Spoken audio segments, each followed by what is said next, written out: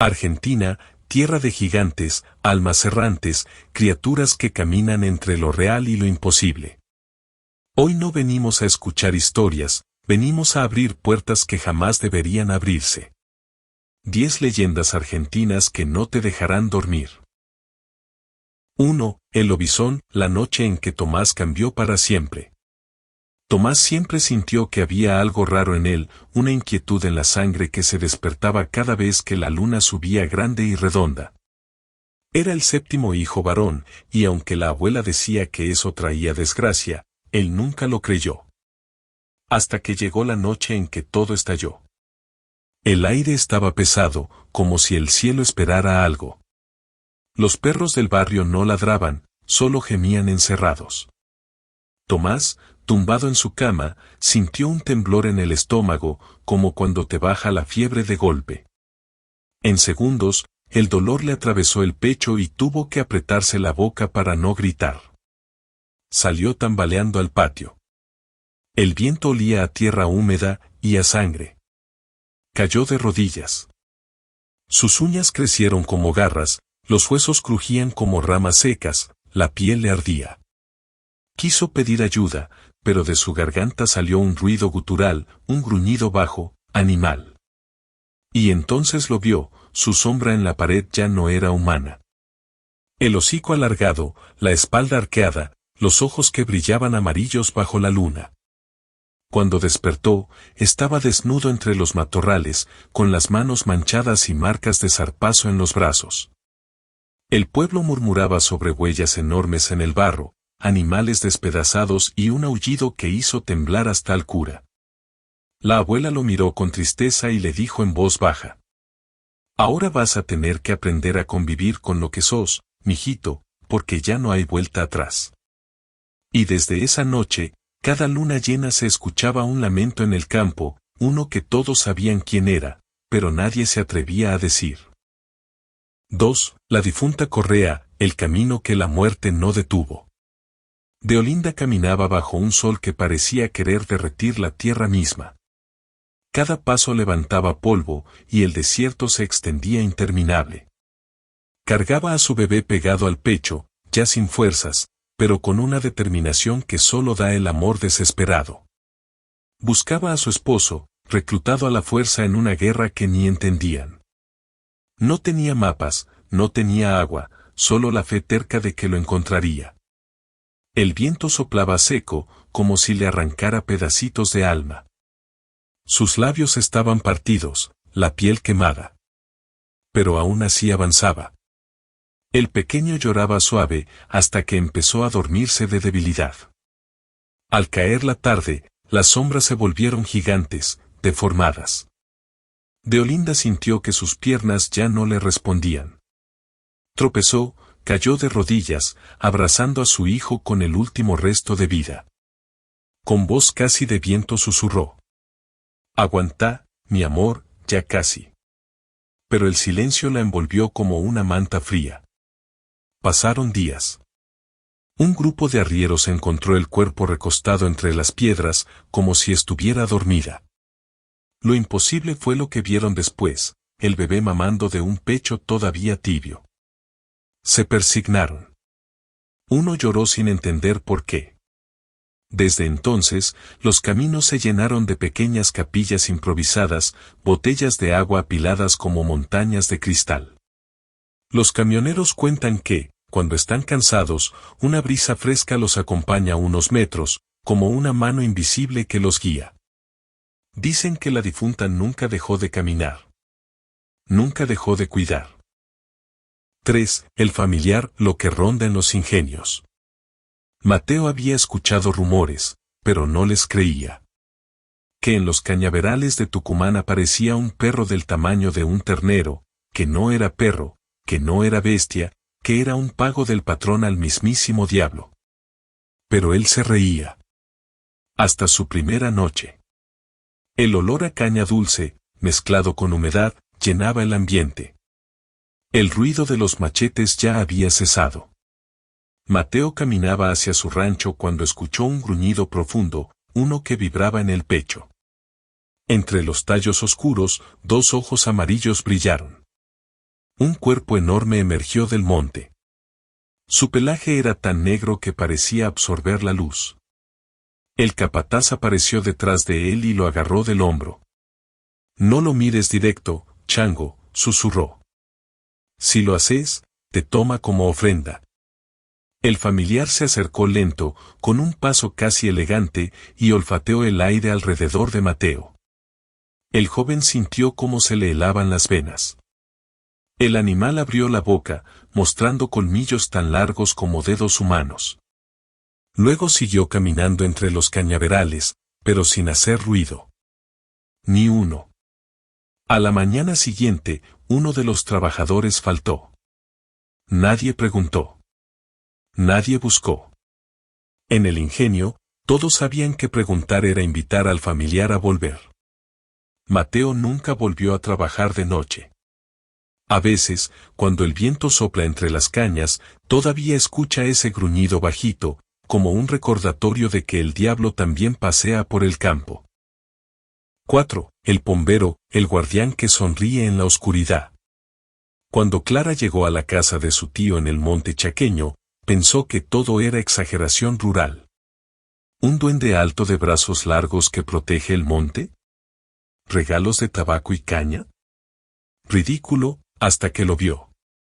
Esa noche, el canto de los insectos era tan fuerte que casi parecía un zumbido dentro de la cabeza. Clara no podía dormir. Se levantó para tomar agua y escuchó pasos cortitos, rápidos, justo bajo la ventana. «Tío, ¿salió alguien?», preguntó. Pero él roncaba profundo. Ella abrió la cortina y entonces lo vio, una figura pequeña, de piel oscura como tronco quemado, hombros encorvados y brazos tan largos que casi tocaban el suelo. Sus ojos eran demasiado redondos, demasiado brillantes. Y le sonreía. Clara gritó, pero cuando su tío llegó corriendo, ya no había nada. A la mañana siguiente, el gallinero estaba destrozado, los caballos nerviosos y, lo más extraño, el pelo de Clara trenzado con perfectos nudos que ella jamás se hubiera hecho. Ese día entendió, al pombero no se lo ve por casualidad. Se lo ve porque te vio primero. 5. La luz mala, lo que el campo no quiere que sigas. Diego siempre pensó que las luces malas eran gases del suelo. Puro cuento. Pero aquella noche, mientras cazaban, la vio. Era una luz azulada, flotando en medio del campo abierto. No parpadeaba como una linterna, no se movía como una llama. Estaba viva. Diego dio un paso. La luz también. Dio otro. La luz retrocedió. «No la sigas, boludo», le gritó su primo, con un miedo que Diego nunca le había escuchado. Pero la curiosidad pudo más. El aire se volvió espeso, como si respirara tierra.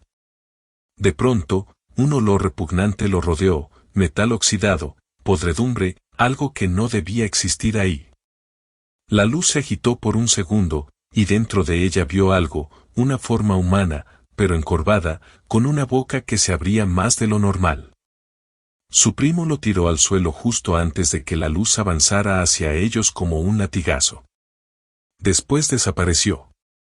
Diego nunca volvió a caminar solo por el campo de noche. Y cada vez que el viento trae olor a tierra mojada, siente de nuevo el ardor helado de esa luz. 6. La Llorona, versión argentina, la mujer que espera en el puente. Marcelo manejaba de madrugada por una ruta vieja, esas que parecen no acabar y donde el silencio se vuelve una persona más sentada al lado tuyo. Tenía sueño, la radio apenas sonaba, y el camino estaba tan vacío que le daba cosa. Fue entonces cuando la vio. Una mujer vestida de blanco, parada en medio del puente, con el cabello pegado al rostro, llorando con los hombros temblando. Marcelo frenó de golpe. La camioneta chirrió y él sintió como el corazón se le trepó al cuello. «Señora, ¿necesita ayuda?», preguntó bajando un poco la ventana. Ella giró la cabeza. Sus ojos no tenían blanco, eran pozos negros que absorbían todo lo que miraban. El llanto se convirtió en un grito desgarrador, tan agudo que atravesó la noche como un cuchillo. Marcelo se paralizó, las manos no le respondían. La mujer avanzó hacia él, lenta al principio, pero con movimientos que parecían no tener huesos. ¿Dónde están, mis hijos?, susurró, y su voz parecía venir desde dentro de la tierra. Marcelo trató de prender el auto. El motor no respondía. La mujer puso su mano en la ventanilla y la temperatura bajó tanto que el vidrio se llenó de escarcha. Él gritó. El motor rugió finalmente y salió disparado. En el retrovisor, la figura seguía parada en el puente, girando la cabeza como un animal. A veces, cuando Marcelo pasa por ahí, baja la música sin saber por qué. Y dice que escucha, muy bajito, un llanto mezclado con el del viento. 7. El silbón, el que anuncia lo que nadie quiere escuchar. Luciano vivía en un pueblito donde todos conocían esa historia. Cuando escuchas un silbido largo, triste, que se acerca aunque suene lejos, o se aleja aunque parezca cerca, no salgas. Porque es él. La noche en que lo vio, el cielo estaba cargado de nubes gruesas. Tronaba lejos. Luciano se quedó solo en casa porque sus viejos habían ido a un velorio. Estaba por dormirse cuando escuchó un silbido. Un silbido humano. Melancólico. Pero, raro. Tenía un ritmo que no era de acá, como si alguien silbara desde un pozo. Trató de ignorarlo, pero el silbido se movía. Sonaba lejos, y de pronto, muy cerca, como justo afuera de la ventana. Volvía a alejarse y a acercarse, como un péndulo de terror. Luciano se asomó. Y ahí lo vio. Una figura flaquísima, tan alta que casi tocaba el borde del techo. La piel parecía tensada sobre los huesos. En su hombro, un saco de arpillera. El tipo silbaba sin mover la boca. El silbón levantó la cabeza y lo miró. Luciano sintió que le arrancaban el aire con las manos. A la mañana siguiente, la noticia corrió, un vecino había muerto de repente, sin explicación. Desde ese día, cada vez que Luciano escucha un silbido, aunque sea de un pájaro, el estómago se le encoge. Porque sabe que algunos sonidos no vienen de este mundo. 8. Los estancieros fantasma, los amos que nunca se fueron. La estancia Los Arcos era un terreno enorme y olvidado, con una casona vieja, pasto alto y establos que parecían respirar solos. Los trabajadores decían que ahí no estás solo aunque creas que sí. Pero como siempre, los nuevos no lo creen, hasta que lo viven. Sergio se quedó trabajando más tarde esa noche. El aire estaba denso, y la luz de la lámpara oscilaba como si respirara. Cuando salió al patio, escuchó cascos.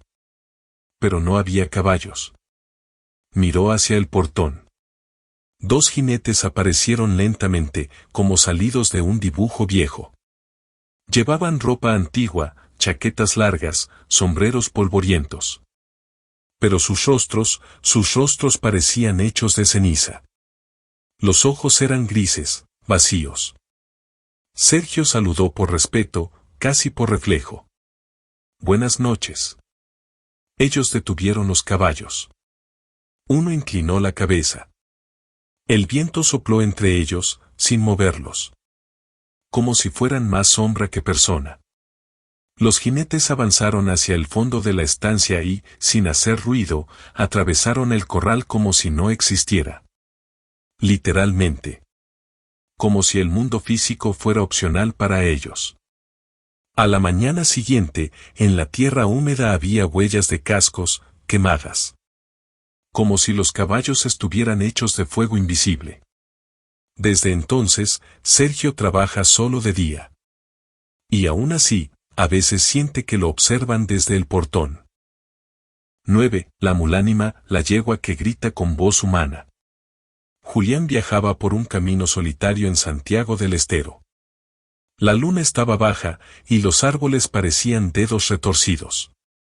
Su caballo iba tranquilo, hasta que se detuvo en seco. Un relincho agudo retumbó en la oscuridad. No era de un animal normal. Tenía un tono humano, como un grito ahogado que no termina de salir. La vio aparecer desde detrás de unos arbustos. Una yegua negra envuelta en llamas bajas, rojas y naranjas, que no quemaban la hierba. Sus ojos eran dos carbones vivos, y del hocico salía vapor caliente. La mulánima se acercó trotando lento, y Julián sintió que el alma se le aflojaba. Su caballo retrocedía sin poder girar, como hipnotizado. Entonces la criatura se detuvo frente a él, clavando la mirada. En ese instante, Julián vio algo imposible. Dentro de las llamas, por un segundo, la silueta de una mujer retorciéndose, llorando, gritando sin voz. El olor a azufre lo mareó. La mulánima relinchó tan fuerte que los árboles temblaron. Y en un destello, desapareció. Dicen que verla trae mala suerte por años, que es el castigo eterno de la infidelidad sin arrepentimiento. Desde esa noche, Julián evita pasar por ahí. Y cuando oye relinchos en la distancia, se santigua, aunque no sea creyente. 10. La viuda negra, la mujer que te espera en la ruta. La Ruta 34 siempre fue conocida por apariciones raras. Pero lo que le pasó a Esteban esa madrugada supera cualquier cuento. Conducía desde la casa de su hermano. La noche estaba cerrada, sin luna, sin viento, sin nada. Solo el sonido del motor y ese silencio enorme que parece tragarse la carretera. De pronto, una silueta apareció al borde del camino. Era una mujer vestida completamente de negro, con un velo largo que cubría su rostro. Movía la mano pidiendo ayuda. Esteban frenó, aunque el instinto le gritaba que no. ¿Qué pasó?, preguntó bajando el vidrio. La mujer extendió un brazo tembloroso. Mi marido tuvo un accidente, ayúdeme. Su voz era suave, demasiado suave, como un murmullo que se deshacía. Él bajó del auto para buscar la supuesta escena del accidente. Pero no vio nada. Ni auto. Ni huellas. Nada. Cuando volvió a mirar a la mujer, notó algo que le heló la sangre. No tenía sombra. Ella se acercó lentamente. La luz del auto iluminó su mano, y estaba cubierta de una sustancia oscura que no parecía sangre normal. Era espesa, casi negra. Esteban retrocedió. La mujer dejó caer los brazos y levantó la cabeza. El velo se abrió con un viento que no existía, y su rostro era pálido, con una sonrisa demasiado ancha, como si la boca se le hubiera roto de tanto abrirse. Quédate conmigo, susurró con voz de dos personas al mismo tiempo. Esteban no recuerda cómo llegó al auto. Solo que arrancó tan rápido que casi vuelca. En el retrovisor, la silueta seguía ahí. De pie. Inmóvil. Y cuando parpadeó, había desaparecido. Desde entonces, Esteban nunca recoge a nadie en la ruta. Ni aunque sea de día. Y así, entre sombras, pasiones antiguas y criaturas que aún respiran en la memoria del pueblo, cerramos este viaje. Porque Argentina no solo es mate, montañas y tango, también es un territorio donde lo imposible sigue caminando con nosotros. Si estas leyendas te dejaron pensando, imagina las que no se cuentan. Nos vemos en la próxima noche, cuando vuelvas a tener el valor de escuchar otra historia. Hasta entonces, mantente despierto.